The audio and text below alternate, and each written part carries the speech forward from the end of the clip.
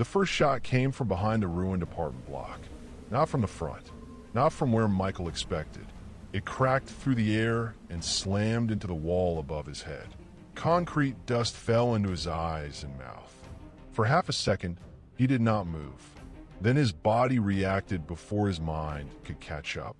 He dropped to his knees and crawled forward, dragging his rifle through broken glass. This was Bakhmut, February 2023. And this was the moment Michael understood he might not leave this city alive. Michael Turner was born in Indiana, a small town with flat roads and quiet evenings. He grew up hunting deer with his father and fixing old trucks in a garage. He joined the United States Army at 19. Infantry, 2 tours overseas. He learned how to clear rooms, how to stay calm under fire, how to sleep anywhere. When he left the Army, he tried to build a normal life. Warehouse work, night shifts, a small apartment with thin walls. But something never fully settled. When Russia invaded Ukraine, Michael watched from his phone during breaks at work. Cities burning, civilians hiding underground, men his age carrying rifles with no armor and no choice. He recognized the fear, and he recognized the courage. At first, he told himself it was not his fight. Then he told himself he was too old. Then he stopped lying.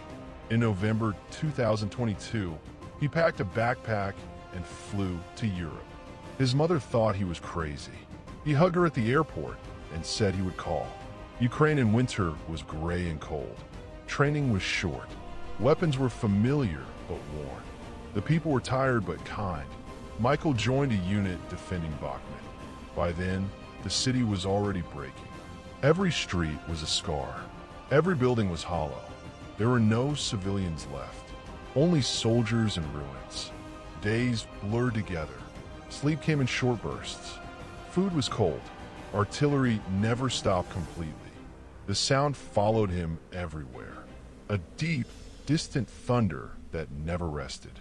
On February 15th, just before sunrise, his unit was ordered to move forward. They advanced through what used to be a residential block. Broken staircases, burned cars, children's toys half buried in rubble. Michael moved carefully, checking windows, corners, shadows. Then the shot. He felt the impact before he heard the sound. A hard punch to his side. Sharp, hot. He stumbled and fell behind a low wall. At first, he thought he had just been hit by debris. Then he felt warmth spreading under his jacket. Blood. His breathing became fast and shallow. A Ukrainian soldier named Dmitro crawled to him. Dmitro could not have been more than 22. He pressed his hand against the wound and shouted for a medic.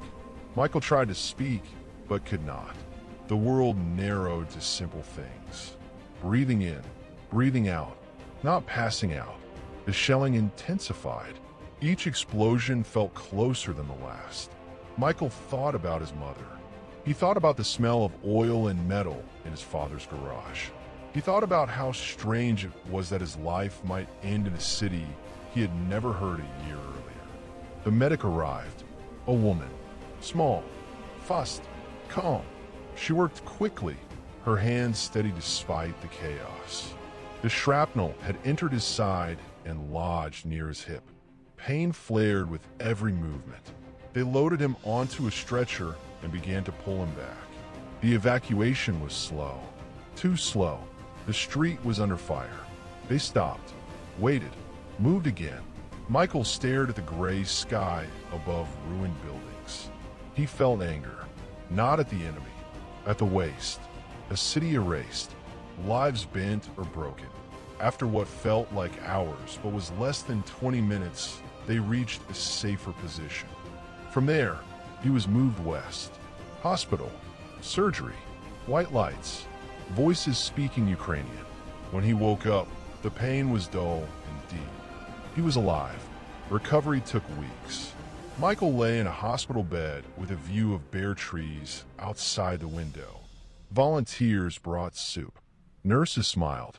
Other wounded soldiers joked quietly in the hallway. He learned that Dmytro survived that day. He learned that 2 men from another unit did not. The news sat heavy in his chest. When he was strong enough, Michael left Ukraine.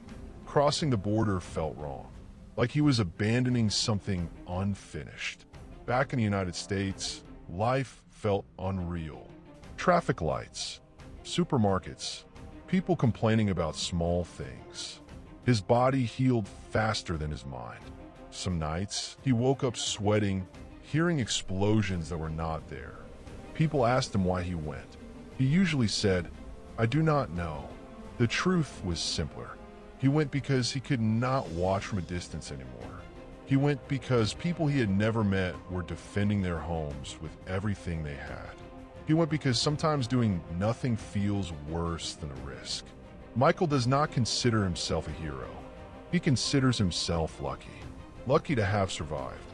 Lucky to have stood beside the people who refused to give up their city, even when it was already turning to dust.